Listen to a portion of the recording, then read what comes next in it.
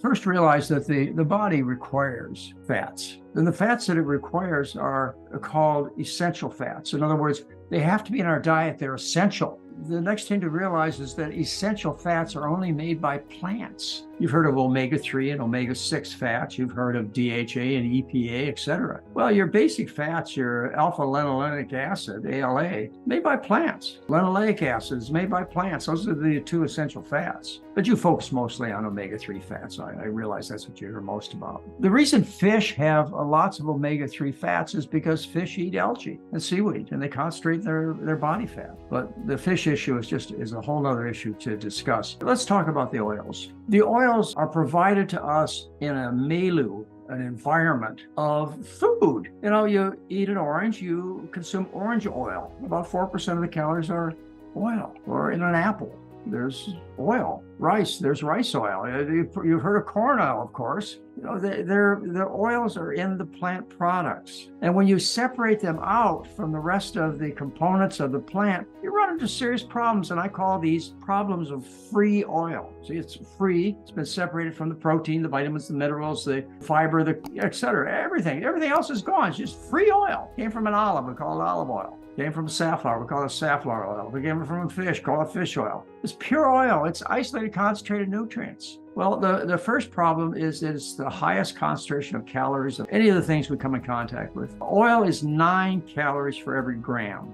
Well, gram, you know, not very big, just like that big. 9 calories for every gram is oil, whereas white sugar is 4 calories per gram, protein is 4 calories per gram, meat 4 calories per gram, cheese 4 calories per gram, starches, remember sugar is 4 calories per gram, starches, which have water and fiber mixed up with the sugar, drop down to 1 or fewer calories per gram. So you got to fill that stomach. If you're going to fill it with 9 calorie per gram foods, as opposed to 1 calorie per gram foods, you're taking in 9 times as much concentration of calories as you could have otherwise if you'd have focused on the potato or the rice or the corn.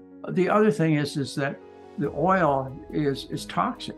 We know that from feeding oils to human beings and to animals. As they develop higher rates of cancer, higher rates of heart disease with certain kinds of oils, we know that the free oil is toxic to these people. That's because in nature, oil never presents itself in a free state. Even to get the oil out of an olive, you have to grind it, crush it. So it never appears in a free state. It's always an environment of vitamins and minerals and fibers and phytates and all kinds of stuff, which protect the oil so that it interacts properly with your body, so it doesn't create a situation where you are at high risk of rotten arteries that lead to strokes and heart attacks, or to cancers, or to diabetes, and so on. It's the fact that the oil is present in a free state. You must start by understanding you need oil. You need only oils that come from plants. They're called essential fats. And where should you get them from? Get them from the plants. How about fish? Well, that's an awful lot of waste and harm to the fish in the oceans. And plus, the fish are highly contaminated. I think one of the best opportunities to save the fish in the oceans and lakes is the fact that they're so heavily contaminated by environmental chemicals that they're toxic to eat. I can tell how much fish you eat just by checking your body fat to see how much methyl mercury is present in your body fat. I know how much fish you eat because that's where the methyl mercury comes from. So don't get your oils from dangerous sources, which actually are so high in concentration they cause serious adverse effects. Like taking fish oil or flaxseed oil probably increases your risk of cancer and the spread of cancer. It causes you to bleed. You know, you get in an auto accident, you're more likely to bleed to death if you take in omega-3 fats. You need to get the oils in their proper packages, and then they're safe. You know, nature didn't make a mistake. Consume them that way. And if you're trying to lose weight, there are certain plant foods that you need to have some caution for too. These are your high-fat plant foods. Although they're not unhealthy, okay, but they're 90% fat and they're very high in calories. So if you have a need to gain weight, you might want to include nuts and seeds and avocados in your diet. But if you have a desire to lose weight, those are some